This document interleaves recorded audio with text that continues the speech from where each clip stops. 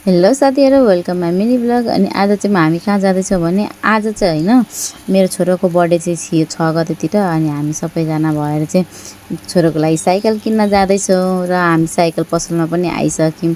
अनि साइकल पसलमा आउँदा मेरो छोरो साइकल हेरेर मक्ख छ चुबो लागेर हेरिरहेको थियो। अनि एकछिनमा त्यसलाई बसाइदिँदाखेरि चाहिँ अनि ऊ मक्ख परेर बसेर हेरिरहेछ। अनि उतातिर साइकलको बारेमा भन्दै हुनुहुन्थ्यो। यता हामीले साइकल ल्याएर अनि घरमा मैले चाहिँ डेकोरेसनहरू पनि गरिसकेँ। मेरो छोरोको चाहिँ स्पाइडरम्यान चाहियो भने थियो अनि सब चिजको अनि सानो तिनो बर्थडेको चाहिँ मेरो छोरोलाई स्पाइडरम्यानको अलिकति हल्का फुल्का गरिदिएको। अनि मेरो छोरो साइकल देखेर चाहिँ यति मक्ख परेको थियो कि एकछिन हाँक्छु ल, स्पिड हाँक्छु ल भनेर अनि स्पिड हाँक्न थाल्यो। त्यसपछि हामीले बर्थडे सुरु गऱ्यौँ र बर्थडे अब सुरु गरेको चाहिँ हजुरहरू राम्ररी हेर्नु होला। भान्जा के हो यार, ल खै खुसी भएको खुसी भएको हैन है।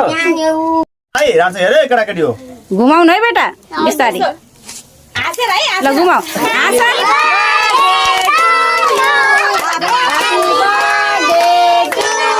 नजिक हुन्न बुढो,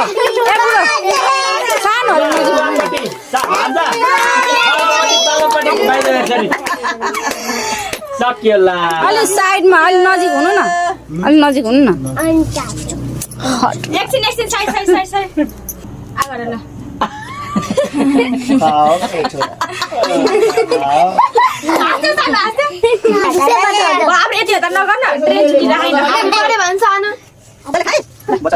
खाइरहे त तँ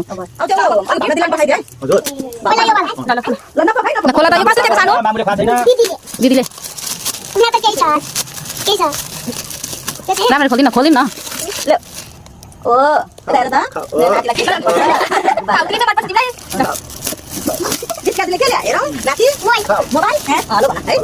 के रहेछ न त त्यसैको कार्टुन हो, कत्रो टाइट पनि टेप टाँसेर रहेछ। अनि त्यसरी तान्नु न, यसरी यसरी गर्नु न हो त्यताबाट।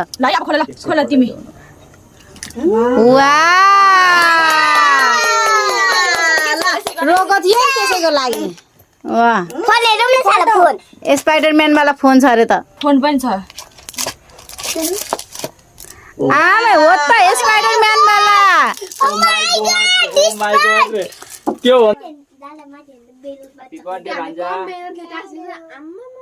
राम्रोसँगले खाऊ ल, आगर अरू खाउँछु म, अरू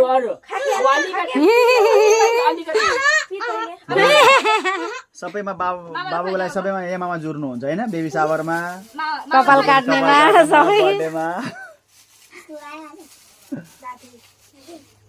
तपाईँ पनि खाइदिनु त्यही बेला।